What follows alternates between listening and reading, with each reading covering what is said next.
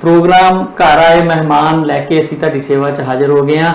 पिछले दिनी असीं डॉक्टर गुरनाम कौर नाल गलबात कर रहे सीगे उन्हां दे जीवन पंथ बारे। उसे लड़ी नूं अगे तोरदे होए उन्हां दी जिंदगी दीआं कुछ होर उन्हां दीआं जिहड़ियां यादां ने वो आपां अपने दर्शकां नाल साझीआं करन जा रहे हां। असीं जाणदे हां कि एक ग्राउंड लैवल तो उठ के जदों बहुत उच्चियां पोस्टां तक पहुंचते हैं लोग तो उन्होंने पिछे जिहड़ा संघर्ष होता है वो अपने आप च एक मिसाली जीवन होंदा है। ते साडी इच्छा ये हुंदी है कि साडियां आउण वालियां नस्लां जां साडे दर्शक जिहड़े ने साडे नाल जुड़दे वो इन्हां शख्सियतां तो प्रेरणा लैके अपने जीवन नूं सही सेध दे सकन।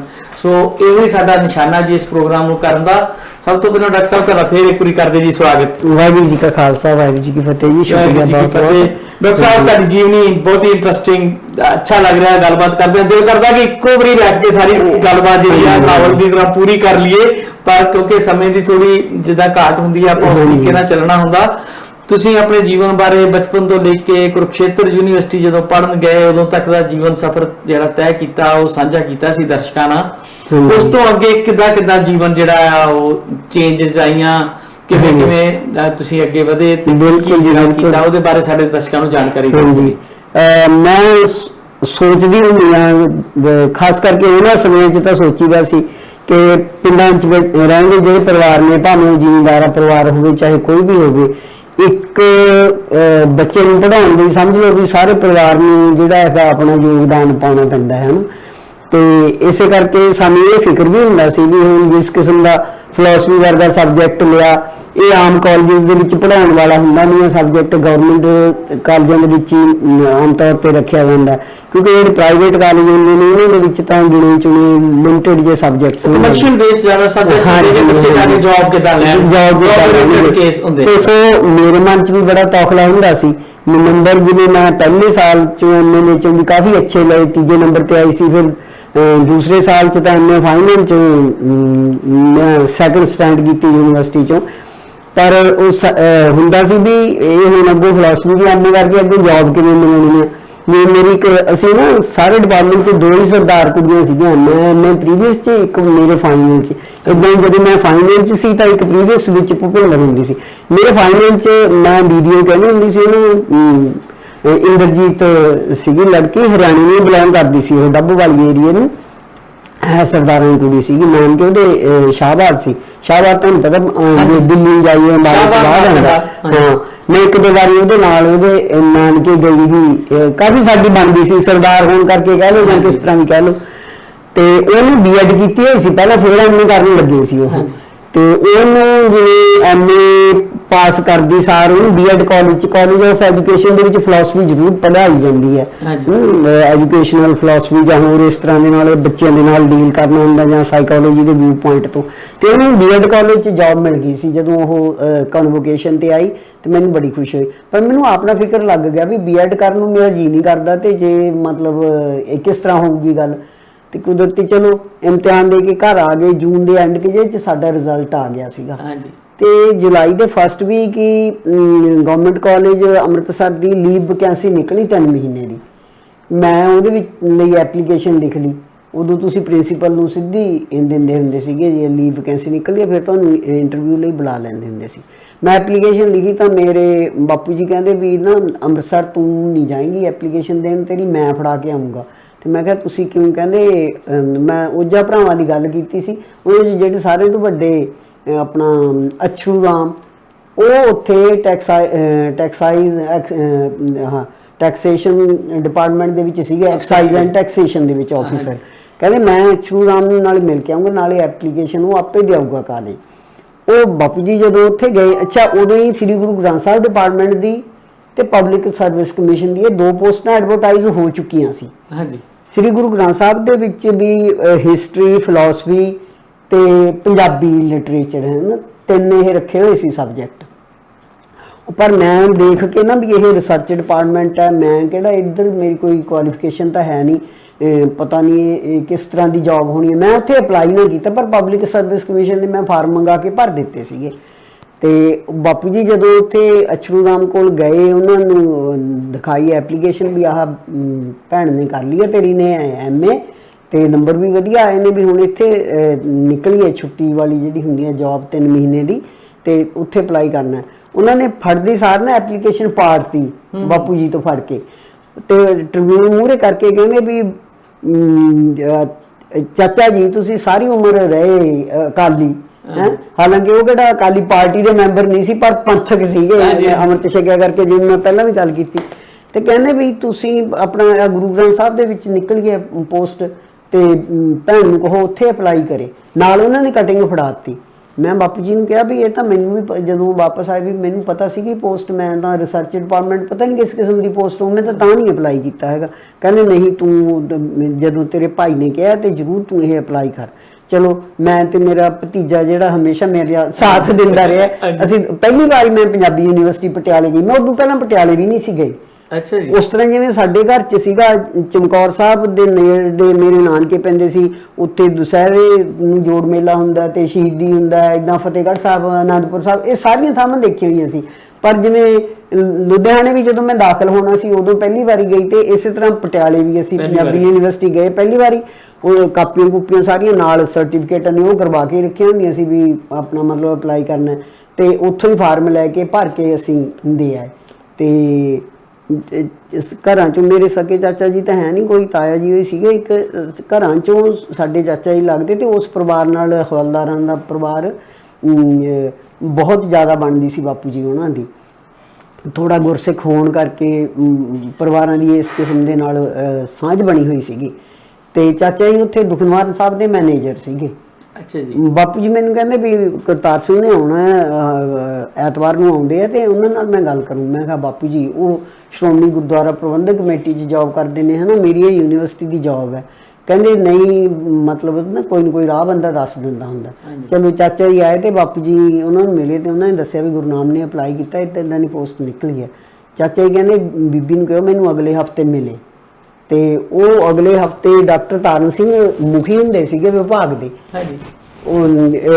ਉਦੋਂ ਹਾਲੇ ਸਾਡੇ ਵਿਭਾਗ ਦਾ ਇੱਕ ਅੱਧਾ ਹੀ ਇਸ਼ੂ ਨਿਕਲਿਆ ਸੀ। ਨਵੀਂ ਯੂਨੀਵਰਸਿਟੀ ਬਣੀ ਹੋਣੀ। ਹਾਂ, ਨਵੀਂ ਬਣੀ ਸੀ ਉਹ ਸ਼ਾਹ ਸੀਗਾ ਨਾ ਪੰਜਾਬੀ ਬਾਰੇ ਜਾਂ ਬਿਲਕੁਲ ਜੀ। 1969 ਚ ਮੈਂ MA ਪਾਸ ਕੀਤੀ। ਉਸੇ ਸਾਲ ਹੀ ਗੁਰੂ ਨਾਨਕ ਦੇਵ ਦਾ ਉਹ ਮਨਾਉਣਾ ਉਹਨਾਂ ਨੇ 500 ਸਾਲਾ ਹੈ ਨਾ ਸ਼ੁਰੂ ਕੀਤਾ ਸੀ। ਗੁਰੂ ਗੋਬਿੰਦ ਸਿੰਘ ਭਵਨ ਵੀ ਉਸੇ ਸਾਲ ਬਣ ਕੇ ਇਨੋਗਰੇਟ ਹੋਇਆ ਸੀ।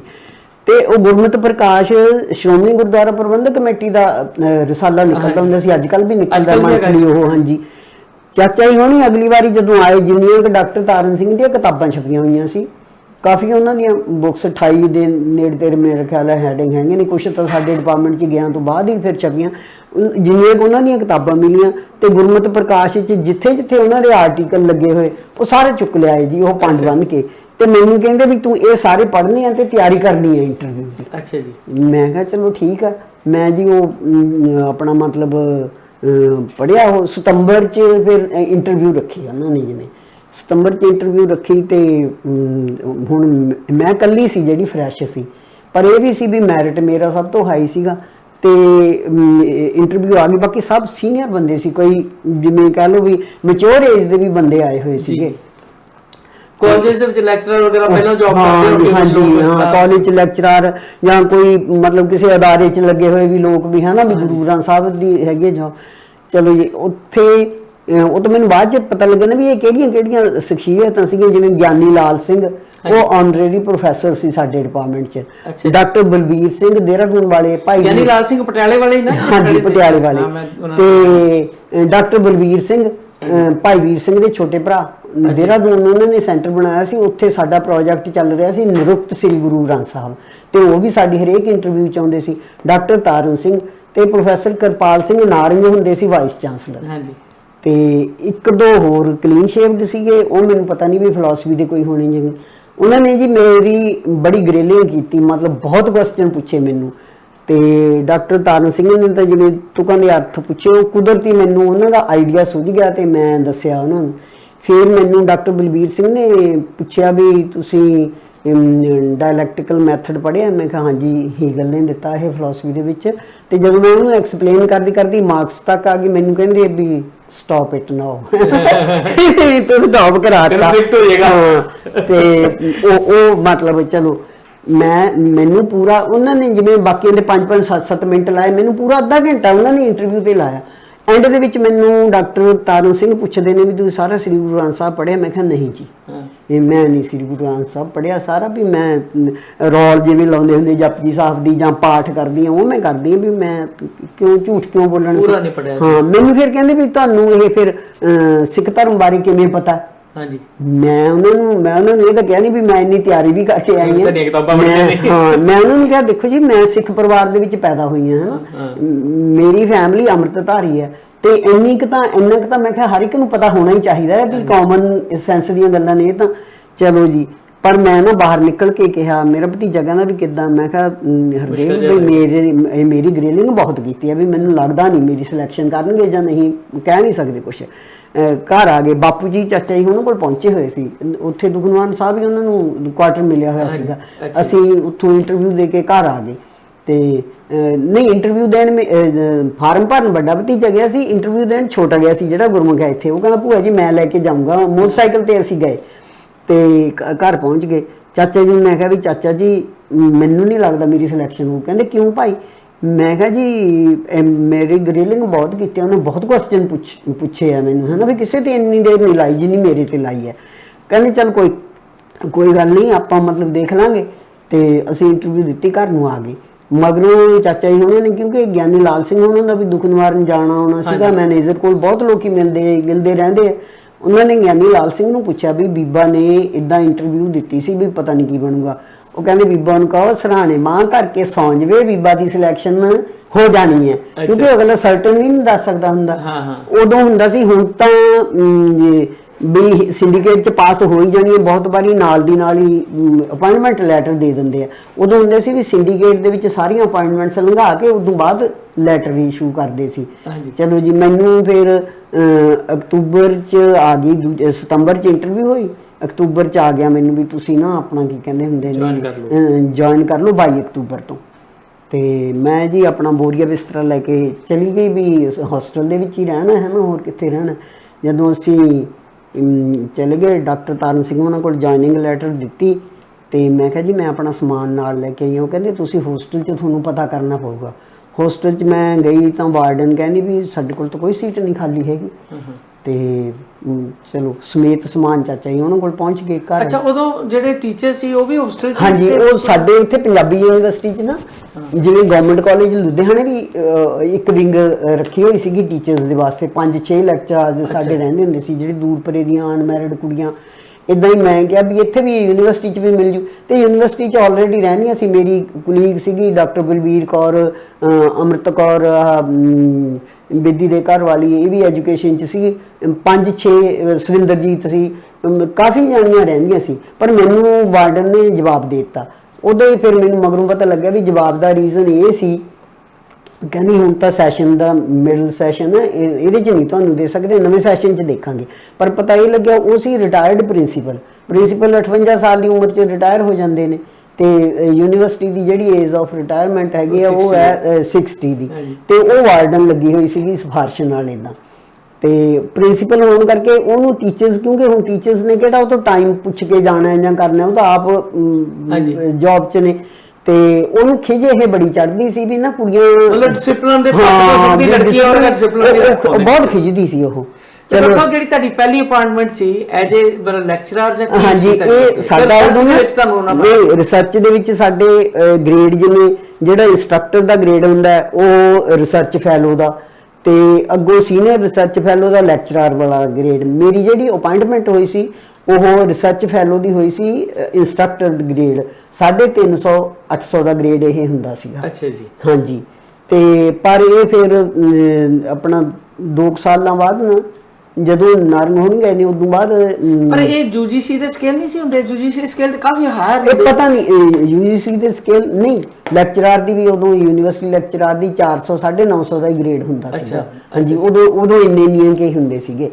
ਤੇ ਇਹ ਫਿਰ ਪਿੱਛੋਂ ਇਹਨਾਂ ਨੇ ਸਾਰਾ ਨਾ ਯੂਨੀਫਾਰਮਿਟੀ ਕਰ ਦਿੱਤੀ ਸੀਗੀ ਕਿ ਇੰਸਟ੍ਰਕਟਰ ਵਗੈਰਾ ਦਾ ਚੱਕ ਹੀ ਦਿੱਤਾ ਸੀ, ਫਿਰ ਲੈਕਚਰਾਰ ਅਸੀਂ 2 ਸਾਲ ਬਾਅਦ ਹੀ ਮੈਂ ਲੈਕਚਰਾਰ ਗ੍ਰੇਡ 'ਚ ਆ ਗਏ ਸੀਗੇ। ਠੀਕ ਹੈ ਜੀ। ਤੇ ਸੋ ਜੀ ਉਹ ਡਾਕਟਰ ਸਾਹਿਬ ਕਿੰਨਾ ਕੁ ਸਟਾਫ ਸੀ ਤੇ ਕਿਹੋ ਜਿਹਾ এনवायरमेंट ਲੱਗਿਆ ਸਾਡੇ ਸਟਾਫ ਜਦੋਂ ਕਹਿੰਦੇ ਗੁਰੂ ਗ੍ਰੰਥ ਸਾਹਿਬ ਤੇ ਇਦਾਂ ਲੱਗਦਾ ਕਿ ਕਿਸੇ ਗੁਰਦੁਆਰਾ ਵਰਗੀ ਪੋਲਿਟਿਕਸ ਜਾਂ ਗੁਰਦੁਆਰਾ ਵਰਗਾ ਮਾਹੌਲ ਹੋਏਗਾ ਜਾਂ ਕਿਸ ਤਰ੍ਹਾਂ ਦਾ ਹੋਏਗਾ? ਉੱਥੇ ਸੀਗਾ ਜਿਵੇਂ ਹੁਣ doctor Taran Singh head of the department ਸੀ, senior fellow doctor Wazir Singh ਸੀਗੇ, ਇੱਕ ਪਿਆਰਾ ਸਿੰਘ ਪਦਮ ਤੁਸੀਂ ਜਾਣਦੇ ਹੋ ਉਹਨਾਂ ਨੂੰ, ਹੈ ਨਾ, ਉਹ ਦੋਨੋਂ ਸੀ। ਤੇ ਫਿਰ ਮੇਰੇ ਵਾਲੇ ਗ੍ਰੇਡ 'ਚ ਮੈਂ ਤੇ ਡਾਕਟਰ ਬਲਵੀਰ ਕੌਰ ਸੀਗੇ, ਤੇ ਇੱਕ ਜਣਾ ਸਾਡੇ ਹਿੰਮਤ ਸਿੰਘ ਉਹ ਫਿਕਸ ਗ੍ਰੇਡ 'ਚ ਲੱਗਿਆ ਸੀ 250 ਰੁਪਏ ਮਹੀਨੇ ਦੇ ਉੱਤੇ।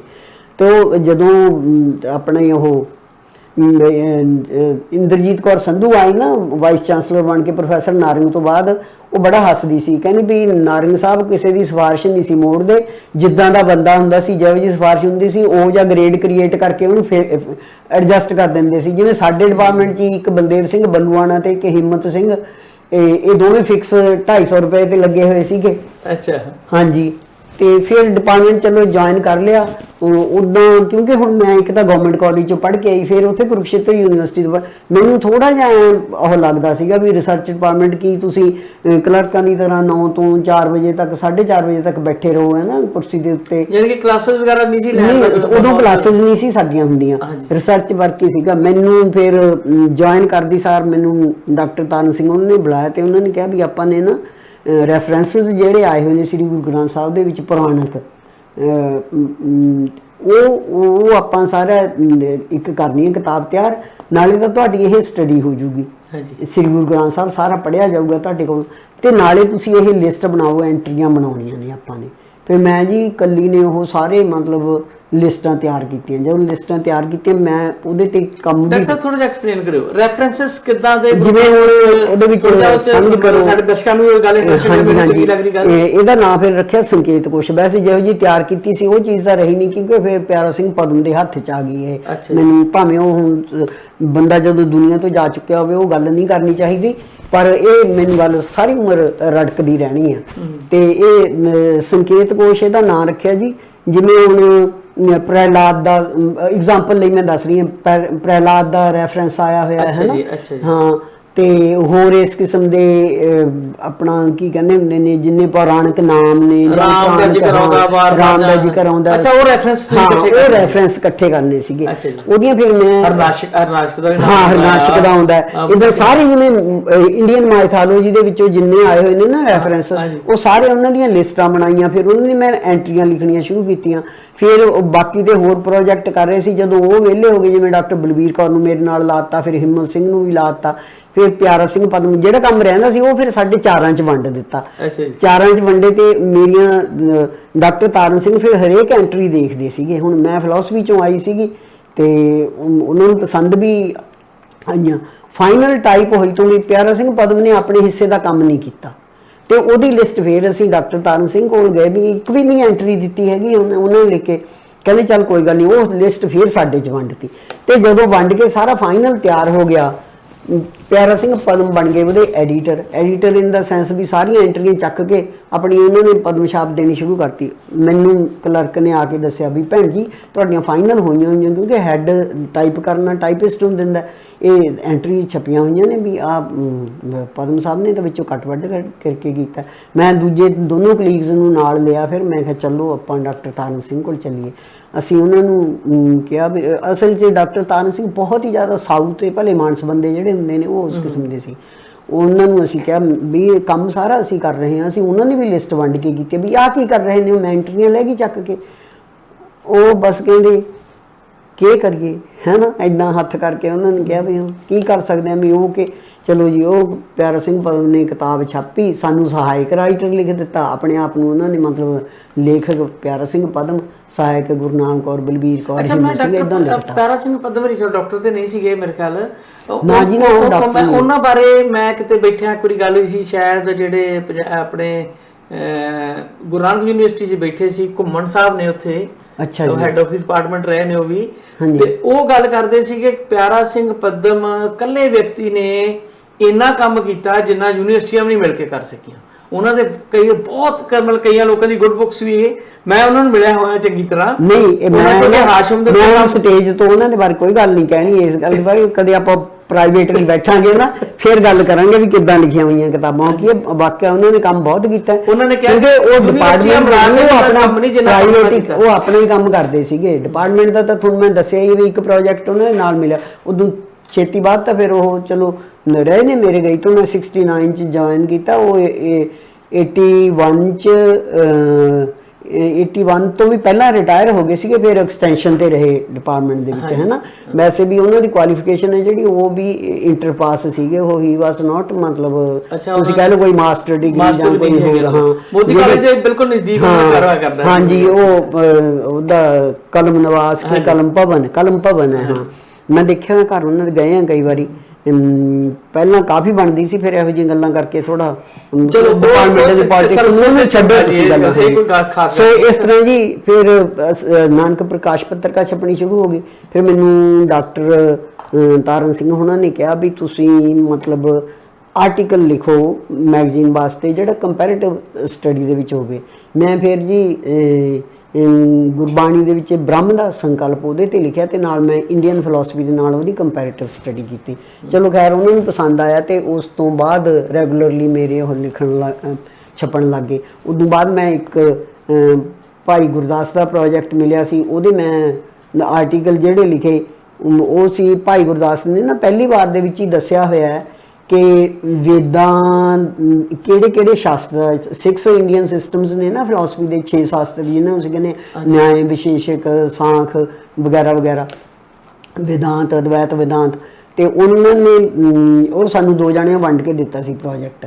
ਉਹ ਫਿਰ ਜਦੋਂ ਆਰਟੀਕਲ ਤਿਆਰ ਹੋ ਗਿਆ ਉਹਦੇ ਵਿੱਚ ਉਹਨਾਂ ਨੇ ਦੱਸਿਆ ਹੋਇਆ ਕਿ ਕਿਹੜੇ ਸ਼ਾਸਤਰ ਦਾ ਕਿਹੜੇ ਵੇਦ ਨਾਲ ਸੰਬੰਧ ਹੈ।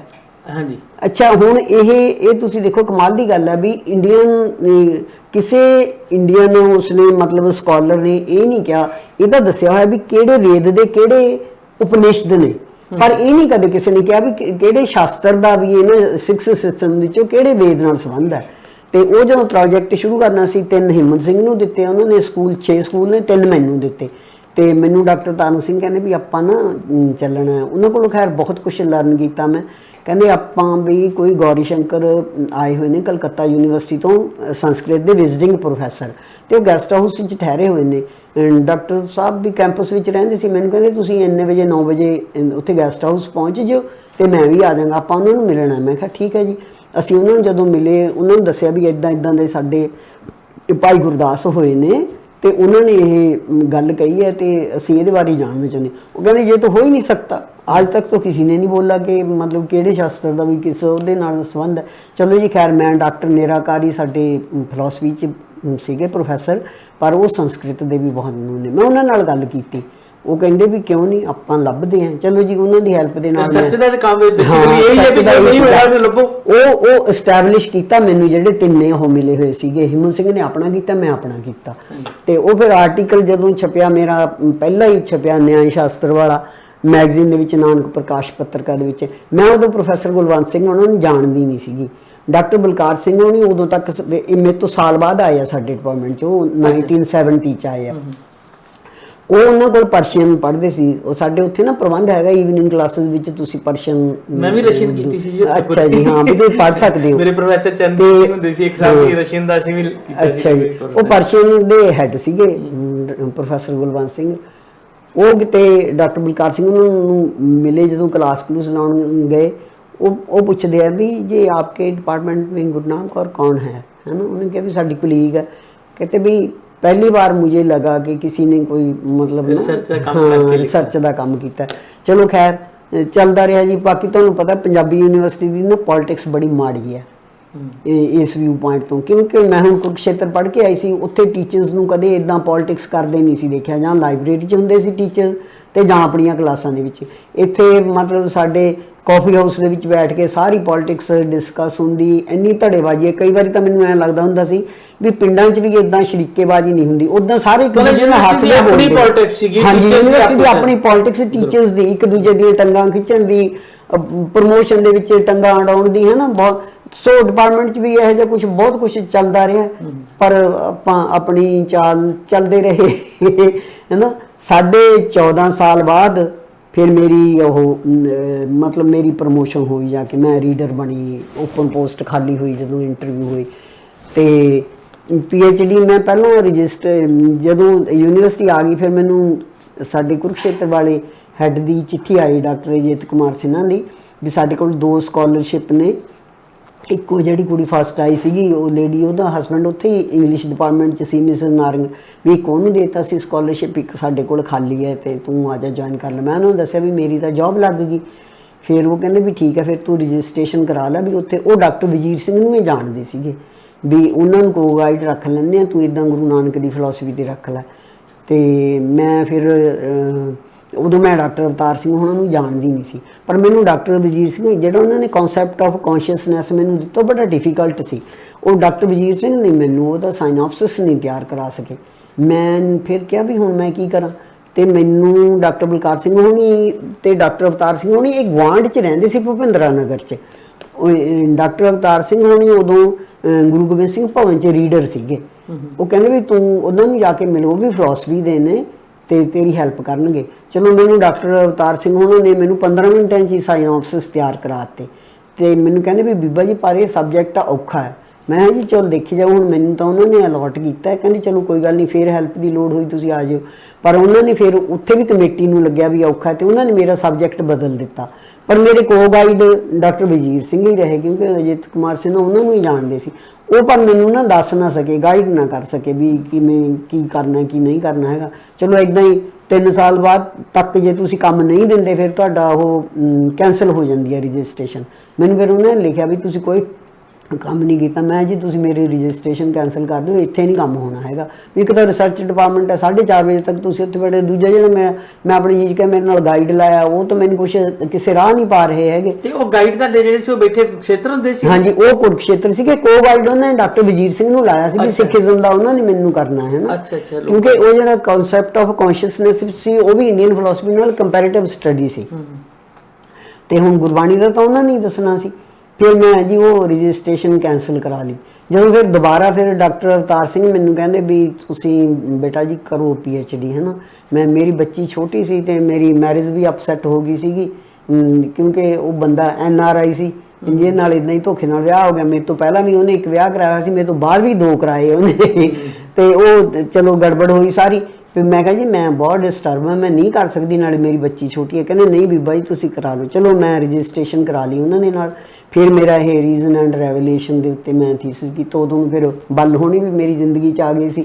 ਇਹਨਾਂ ਨੇ ਮੇਰੀ ਬਹੁਤ ਹੈਲਪ ਕੀਤੀ, ਜਿਵੇਂ ਕਿਤਾਬਾਂ ਲਿਆ ਕੇ। ਫਿਰ ਉਹ ਤੁਹਾਨੂੰ ਦੂਜੀ ਵਾਰ ਜਦੋਂ ਤੁਸੀਂ ਇਹ ਦੁਬਾਰਾ ਥੀਸਿਸ ਲਿਖਣਾ ਸ਼ੁਰੂ ਕੀਤਾ ਉਦੋਂ ਤੁਹਾਡੇ ਗਾਈਡ ਕੌਣ ਸੀਗੇ? ਫਿਰ ਮੈਂ ਡਾਕਟਰ ਅਵਤਾਰ ਸਿੰਘ ਉਹਨਾਂ ਨਾਲ ਹੌਲੀ ਹੌਲੀ ਕੁਰੂਕਸ਼ੇਤਰ ਤੋਂ ਮੈਂ ਕੈਂਸਲ ਕਰਾਤੀ, ਪੰਜਾਬੀ ਯੂਨੀਵਰਸਿਟੀ ਦੇ ਨਾਲ ਫਿਰ ਮੈਂ ਆਪਣੀ ਰਜਿਸਟ੍ਰੇਸ਼ਨ ਕਰਾਈ।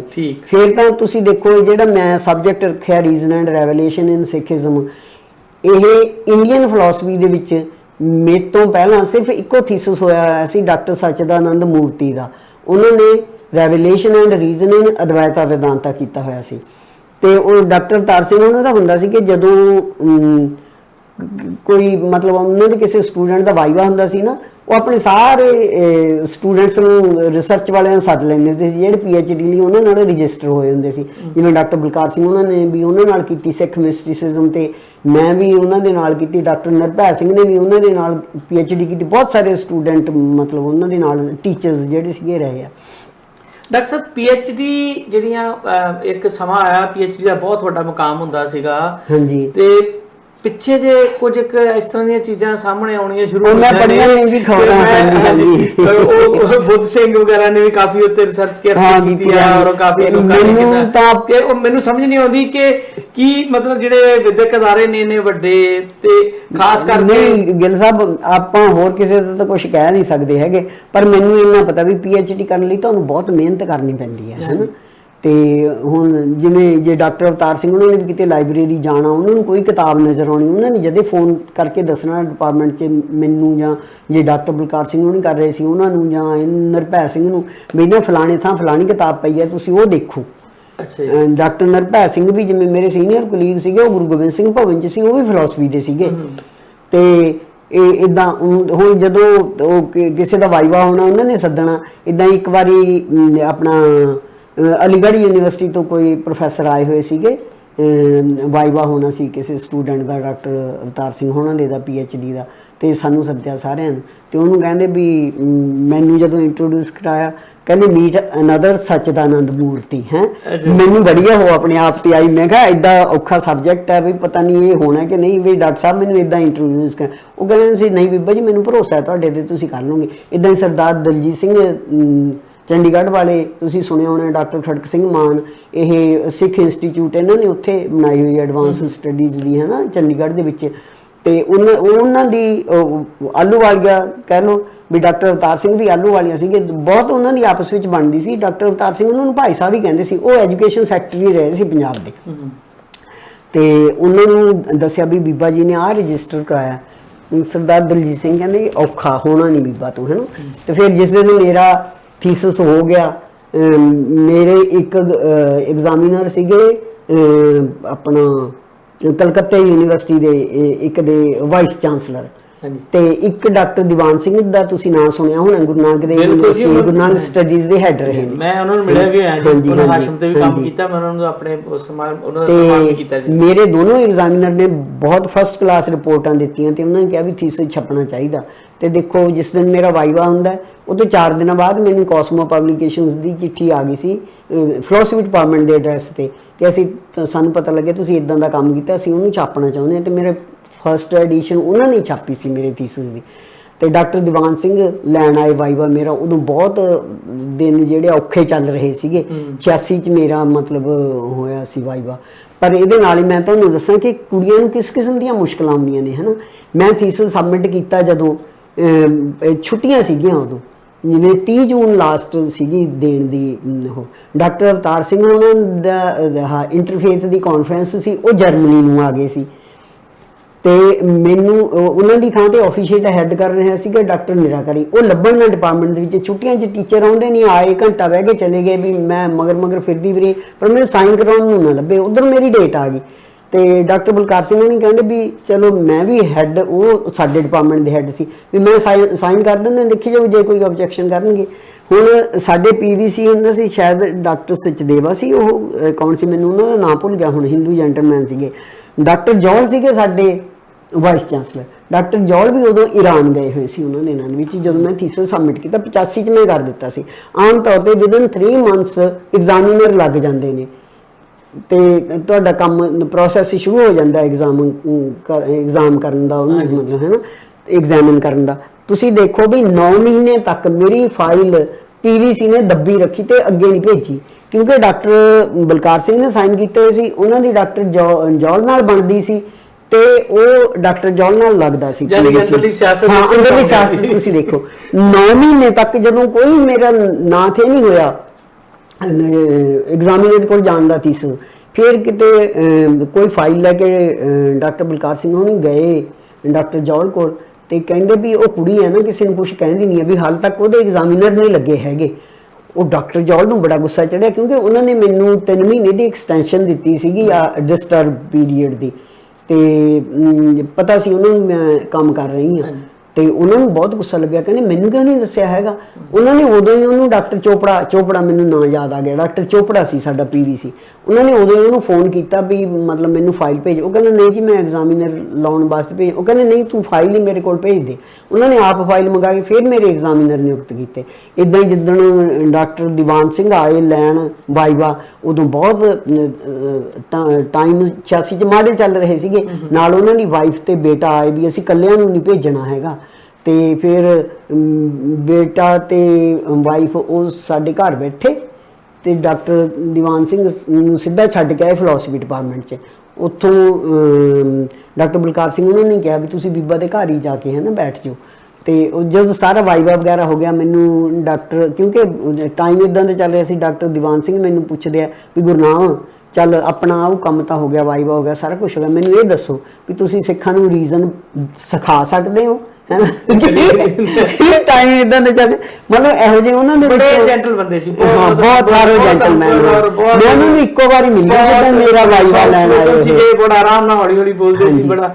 ਹਾਂਜੀ। ਫਿਰ ਜਦੋਂ ਜੀ ਡਾਕਟਰ ਸਰਦਾਰ ਦਲਜੀਤ ਸਿੰਘ ਉਹਨਾਂ ਨੂੰ ਪਤਾ ਲੱਗਾ ਵੀ ਬੀਬਾ ਦਾ ਹੋ ਗਿਆ ਆਪਣਾ ਕੀ ਕਹਿੰਦੇ ਹੁੰਦੇ ਨੇ ਥੀਸਿਸ ਵਾਈਵਾ ਵੀ ਹੋ ਗਿਆ, ਤੁਸੀਂ ਦੇਖੋ ਉਹ ਡਾਕਟਰ ਖੜਕ ਸਿੰਘ ਮਾਨ ਨੂੰ ਲੈ ਕੇ ਸਿੱਧਾ ਬਰਫੀ ਲੈ ਕੇ ਮੇਰੇ ਘਰ ਪਹੁੰਚੇ। ਮੈਂ ਉੱਥੇ ਹੀ ਰਹਿੰਦੀ ਸੀਗੀ ਕੈਂਪਸ ਦੇ ਵਿੱਚ, ਹੈ ਨਾ। ਫਿਰ ਸੋ ਬਹੁਤ ਚੰਗੇ ਬੰਦਿਆਂ ਨਾਲ ਵੀ ਬਾਹ ਪਿਆ, ਹੈ ਨਾ। ਤੇ ਇੰਨੀ ਖੁਸ਼ੀ ਹੁੰਦੀ ਸੀ ਇਦਾਂ ਦੇ ਬੰਦਿਆਂ ਨੂੰ ਮਿਲ ਕੇ। ਤੇ ਫਿਰ ਦੇਖ ਲਓ 90 ਚ ਮੇਰੀ ਕਿਤਾਬ ਛਪ ਕੇ ਆ ਗਈ। ਜਿਉਂ ਹੀ ਮੇਰੀ ਕਿਤਾਬ ਛਪ ਕੇ ਆਈ ਉਹਨਾਂ ਨੇ ਉਦੋਂ ਹੀ ਸੁਨੇਹਾ ਭੇਜਿਆ ਸਰਦਾਰ ਦਲਜੀਤ ਸਿੰਘ ਉਹਨਾਂ ਨੇ ਵੀ 2 ਪੇਪਰ ਤਿਆਰ ਕਰ ਲਓ ਆਪਣੀ ਥੀਸਿਸ ਦੇ ਉੱਤੇ, ਆਪਾਂ ਨੇ ਇੰਗਲੈਂਡ, ਕੈਨੇਡਾ ਤੇ ਅਮਰੀਕਾ ਜਾਣਾ। ਸੋ 1990 ਚ ਮੈਂ ਫਿਰ ਆਈ। ਸਾਡਾ ਪਹਿਲਾਂ ਸੀਗਾ 2 ਦਿਨ ਦਾ ਸੈਮੀਨਾਰ ਉੱਥੇ ਲੰਡਨ 'ਚ, ਫਿਰ ਸਾਡਾ ਸੀਗਾ ਇੱਥੇ ਟੋਰਾਂਟੋ ਦੇ ਵਿੱਚ, ਇਹ ਤੋਂ ਬਾਅਦ ਨਿਊਯਾਰਕ ਸੀਗਾ ਤੇ ਬਰਕਲੇ ਮੈਂ ਗਈ, ਸ਼ਿਕਾਗੋ ਗਈ, ਮਤਲਬ ਲੰਮਾ ਟੂਰ ਸੀਗਾ ਉਹ। ਸੋ ਜੀ ਫਿਰ ਬਾਕੀ ਯੂਨੀਵਰਸਿਟੀ ਦੇ ਵਿੱਚ ਜਦੋਂ ਤੁਹਾਡੀ PhD ਵੀ ਮੁਕੰਮਲ ਹੋ ਜਾਂਦੀ ਆ, ਉਸ ਤੋਂ ਬਾਅਦ ਦਾ ਜਿਹੜਾ ਤੁਹਾਡਾ ਸਫ਼ਰ ਹੈ ਯੂਨੀਵਰਸਿਟੀ ਦੇ ਵਿੱਚ ਜਿਹੜੀ ਜੌਬ ਜਿੱਦਾਂ ਕੀਤੀ, ਉਹਦੇ ਬਾਰੇ ਥੋੜੀ ਬਹੁਤੀ ਆਪਾਂ ਹੋਰ ਗੱਲ ਕਰੀਏ। PhD ਜਦੋਂ PhD ਹੋਈ ਉਦੋਂ ਹੀ ਪਹਿਲੇ ਸਾਲ ਪਹਿਲਾਂ ਜਦੋਂ ਮੇਰਾ ਥੀਸਿਸ ਸਬਮਿਟ ਹੋਇਆ ਸੀ ਉਦੋਂ ਰੀਡਰ ਦੀ ਪੋਸਟ ਨਿਕਲੀ ਜੀ ਸਾਡੇ ਰੈਗੂਲਰ, ਹੈ ਨਾ। 2 ਕਿਸਮ ਦੀਆਂ ਹੁੰਦੀਆਂ ਤਰੱਕੀਆਂ ਉੱਥੇ, ਇੱਕ ਪ੍ਰਮੋਸ਼ਨ ਸਕੀਮ ਹੁੰਦੀ ਹੈ ਉਹ ਤੁਹਾਡੇ ਈਅਰ ਦੇ ਮੁਤਾਬਕ ਤੇ ਤੁਹਾਡਾ ਕੰਮ ਦੇਖ ਕੇ, ਇੱਕ ਹੁੰਦੀ ਹੈ ਓਪਨ ਕੰਪੀਟੀਸ਼ਨ 'ਚ।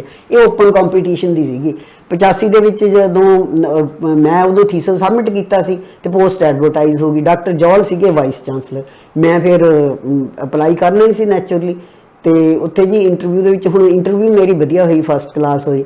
ਹੁਣ ਸਰਦਾਰ ਧਨਵੰਤ ਸਿੰਘ ਸਿੱਧੂ, ਸਰਦਾਰ ਨਵਜੋਤ ਸਿੰਘ ਸਿੱਧੂ ਦੇ ਫਾਦਰ, ਹੈ ਨਾ, ਇਹ ਸੀਗੇ ਸਿੰਡਿਕ ਸਾਡੇ ਤੇ ਐਡਵੋਕੇਟ ਜਨਰਲ ਸੀਗੇ ਉਦੋਂ, ਤੇ ਸਾਡੇ ਸਿੰਡੀਕੇਟ ਦੇ ਮੈਂਬਰ ਸੀਗੇ। ਤੇ ਸਿੰਡੀਕੇਟ ਦੇ ਮੈਂਬਰ ਦੇ ਤੌਰ ਤੇ ਅੰਦਰ ਬੈਠੇ ਉਹ ਆਪਣੇ ਇਹ ਕਿਸੇ ਹੋਰ ਕੈਂਡੀਡੇਟ 'ਚ ਇੰਟਰਸਟਿਡ ਸੀਗੇ। ਉਸ ਬੀਬੀ ਦੇ ਹਸਬੈਂਡ ਵੀ ਸਾਡੀ ਯੂਨੀਵਰਸਿਟੀ 'ਚ ਹੀ ਲੱਗੇ ਹੋਏ ਸੀਗੇ, ਆਪਣਾ ਮਤਲਬ ਸਾਇੰਸ ਡਿਪਾਰਟਮੈਂਟ 'ਚ। ਤੇ ਉਹ ਹੁਣ ਕੁਐਸਚਨ 'ਚ ਤਾਂ ਨਾ ਕਿਸੇ 'ਚ ਮਾਰ ਖਾਧੀ ਨਾ ਮੇਰੀ ਥੀਸਿਸ ਤੇ ਵੀ ਪੁੱਛੇ, 10ਵੇਂ ਗ੍ਰੰਥ ਤੇ ਪੁੱਛੇ, ਪਤਾ ਨਹੀਂ ਕਿੰਨੇ ਕੁ ਪੁੱਛੇ। ਐਂਡ 'ਚ ਉਹ ਕਹਿੰਦੇ ਵੀ ਨਾ ਮਤਲਬ ਬੀਬੀ ਦਾ ਹਲੇ PhD ਦਾ ਰਿਜ਼ਲਟ ਨਹੀਂ ਆਇਆ। ਅੱਛਾ ਜੀ, ਮਾਰਾਂ ਦੇਖੋ ਤੁਸੀਂ ਕਿਵੇਂ ਬਣੇ ਵੀ ਬੀਬੀ ਦਾ PhD ਦਾ ਰਿਜ਼ਲਟ ਨਹੀਂ ਆਇਆ। ਗਿਆਨੀ ਲਾਲ ਸਿੰਘ ਵੀ ਵਿੱਚ ਬੈਠੇ ਸੀ। ਗਿਆਨੀ ਲਾਲ ਸਿੰਘ ਕਹਿੰਦੇ ਵੀ ਬੀਬੀ ਨੂੰ 14 ਸਾਲ ਹੋ ਗਏ ਆ ਇਹਦੇ ਲੈਕਚਰਾਰ ਲੱਗੀ ਨੂੰ, ਹੈ ਨਾ, ਇੰਨਾ ਵਧੀਆ ਇਹਦਾ ਥੀਸਿਸ ਹੈ ਵੀ ਆਪਾਂ ਰਿਜ਼ਲਟ ਦੀ ਵੇਟ ਕਰ ਲਓਗੇ, ਅੱਜੇ ਭਰਨੀ ਕਿਉਂ, ਪੋਸਟ ਜ਼ਰੂਰੀ ਹੈ। ਡਾਕਟਰ ਜੌਲ ਨੇ ਉਹ ਗੱਲ ਫੜ ਲਈ, ਉਹ ਕਹਿੰਦੇ ਜੀ ਮੈਂ ਤਾਂ ਮਤਲਬ ਨਹੀਂ ਭਰਨੀ ਨਹੀਂ ਹੈ ਪੋਸਟ, ਜਿਹਦਾ ਹੱਕ ਬਣਦਾ ਪਹਿਲਾਂ ਰਿਜ਼ਲਟ ਆ ਲੈਣ ਦਿਓ, ਆਪਾਂ ਤਾਂ ਫੇਰ ਭਰਾਂਗੇ। ਪਰ ਅਗਲੇ ਸਾਲ ਨੂੰ ਜਦੋਂ ਐਡਵਰਟਾਈਜ਼ ਹੋਈ, ਜਦੋਂ ਮੇਰਾ ਵਾਈਵਾ ਹੋਇਆ 4 ਦਿਨ ਬਾਅਦ ਮੇਰੀ ਇੰਟਰਵਿਊ ਸੀ ਰੀਡਰ ਦੀ, ਫਿਰ ਅਗਲੇ ਸਾਲ 86 ਦੇ ਵਿੱਚ। ਉਦੋਂ ਡਾਕਟਰ ਭਗਤ ਸਿੰਘ ਆ ਗਏ ਸੀ, ਅਕਾਲੀ ਗਵਰਨਮੈਂਟ ਆ ਗਈ ਸੀ ਤੇ ਹਾਂ ਵਾਈਸ ਚਾਂਸਲਰ ਡਾਕਟਰ ਜੌਲ ਨੂੰ ਐਕਸਟੈਂਸ਼ਨ ਨਹੀਂ ਸੀ ਦਿੱਤੀ, ਇਹਨਾਂ ਨੇ ਡਾਕਟਰ ਭਗਤ ਸਿੰਘ ਆ ਗਏ ਸੀ। ਖੈਰ ਡਾਕਟਰ ਭਗਤ ਸਿੰਘ ਵੀ ਬਹੁਤ ਖੁਸ਼ ਹੋਏ, ਮੇਰੇ ਜਿਹੜੇ ਇੰਟਰਵਿਊ ਲੈਣ ਆਏ ਸੀ ਉਹ ਵੀ ਬਹੁਤ ਖੁਸ਼ ਹੋਏ। ਇੱਕ ਤਾਂ ਕਰਤਾਰ ਸਿੰਘ ਸੂਰੀ ਸੀਗੇ, ਦੂਜੇ ਡਾਕਟਰ ਅਤਰ ਸਿੰਘ ਸੀਗੇ, ਨਾਨਕ ਸਿੰਘ ਦੇ ਬੇਟੇ। ਹਾਂਜੀ ਹਾਂਜੀ, ਦੂਜੇ ਡਾਕਟਰ ਅਤਰ ਸਿੰਘ ਸੀਗੇ। ਅਤਰ ਸਿੰਘ, ਹਾਂ। ਤੇ ਉਦੋਂ ਮੇਰੀ ਇੰਟਰਵਿਊ ਦੇਖ ਕੇ ਵੀ ਡਾਕਟਰ ਭਗਤ ਸਿੰਘ ਨੇ ਡਾਕਟਰ ਵਜ਼ੀਰ ਸਿੰਘ ਨੂੰ ਇਹ ਗੱਲ ਕਹੀ ਸੀਗੀ, ਕਿਉਂਕਿ ਉਹ ਡਾਕਟਰ ਵਜ਼ੀਰ ਸਿੰਘ ਸਾਡੇ ਡਿਪਾਰਟਮੈਂਟ 'ਚੋਂ ਫਿਰ ਗੁਰੂ ਗੋਬਿੰਦ ਸਿੰਘ ਭਵਨ 'ਚ ਚਲੇ ਗਏ। ਗੁਰੂ ਗੋਬਿੰਦ ਸਿੰਘ ਭਵਨ 'ਚ ਫੁੱਲੀ ਟੀਚਿੰਗ ਹੁੰਦੀ ਸੀਗੀ। ਅੱਛਾ, ਇਹ 2 ਪੈਰਲਲ ਡਿਪਾਰਟਮੈਂਟ ਸੀ ਜੀ। ਗੁਰੂ ਗ੍ਰੰਥ ਸਾਹਿਬ ਜਿਹੜਾ ਦਾ ਵੱਖਰਾ ਸੀ, ਜਿਹੜਾ ਗੁਰੂ ਗ੍ਰੰਥ ਸਾਹਿਬ ਸਟੱਡੀ ਡਿਪਾਰਟਮੈਂਟ ਹੈ, ਇੱਥੇ ਕੰਮ ਹੁੰਦਾ ਹੈ ਮਤਲਬ ਸਿੱਖੀਜ਼ਮ ਤੇ, ਸ੍ਰੀ ਗੁਰੂ ਗ੍ਰੰਥ ਸਾਹਿਬ ਤੇ ਮੋਸਟਲੀ, ਤੇ ਜਾਂ ਸਿੱਖ ਹਿਸਟਰੀ ਤੇ। ਜਿਹੜਾ ਗੁਰੂ ਗੋਬਿੰਦ ਸਿੰਘ ਭਵਨ ਹੈ ਉਹ ਹੈ ਕੰਪੈਰੀਟਿਵ ਰਿਲੀਜਨਸ ਦਾ ਡਿਪਾਰਟਮੈਂਟ। ਅੱਛਾ ਜੀ, ਹਾਂਜੀ, ਉੱਥੇ ਮਤਲਬ ਸਿੱਖੀਜ਼ਮ, ਹਿੰਦੂਇਜ਼ਮ, ਕ੍ਰਿਸਚੈਨਿਟੀ, ਇਸਲਾਮ, ਬੁੱਧਿਜ਼ਮ ਤੇ ਜੈਨਿਜ਼ਮ। ਅੱਛਾ, ਉਹ ਪੂਰਾ ਦਾ ਪੂਰਾ ਡਿਪਾਰਟਮੈਂਟ ਹੈ। ਮੈਂ ਸੋਚਦਾ ਸੀ ਕਿ ਉਹ ਸਿਰਫ ਉਹਨਾਂ ਦੇ ਅਲੱਗ-ਅਲੱਗ ਡਿਪਾਰਟਮੈਂਟ ਵਿੱਚ ਬਣੇ ਹੋਏ ਨੇ, ਕੰਪੈਰੀਟਿਵ ਸਟੱਡੀ ਦਾ ਉਹ। ਅੱਛਾ ਜੀ, ਨਾਲ ਉਹਨਾਂ ਨੇ MPhil ਸ਼ੁਰੂ ਕਰ ਲਈ ਸੀਗੀ, ਤੇ ਇਸ ਕਰਕੇ ਉਹਦੀ ਜਿਹੜੀ ਹੈਗੀ ਆ ਟੋਟਲ ਸਾਡੇ ਨਾਲੋਂ ਡਿਫਰੈਂਟ ਹੈ ਉਹਨਾਂ ਦਾ। ਹੁਣ ਤਾਂ ਵਿੱਚ ਇਨਸਾਈਕਲੋਪੀਡੀਆ ਵੀ, ਹੁਣ ਤਾਂ ਅੱਗੇ ਤੋਂ ਸਟਾਫ ਵੀ ਨਹੀਂ ਭਰਤੀ ਹੁੰਦੇ ਹਿੰਦੂਇਜ਼ਮ 'ਚ, ਉੱਥੇ ਕੋਈ ਟੀਚਰ ਨਹੀਂ ਹੈ।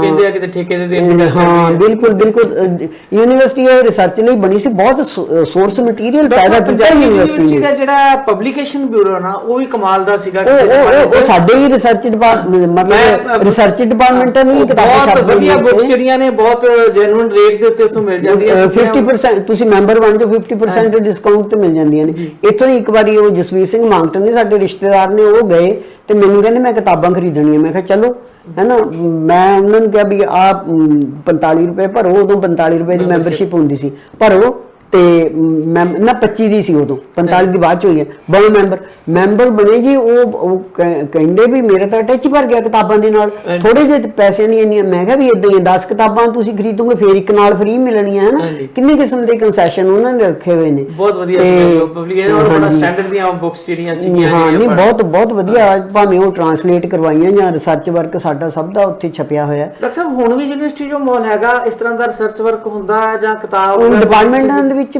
ਭਰਤੀ ਨਹੀਂ ਹੁੰਦੀ ਹੈ ਕਿ ਕੰਮ ਦੱਸੋ ਤੁਸੀਂ ਕਿੱਥੋਂ ਹੋਊਗਾ ਹੈ ਨਾ।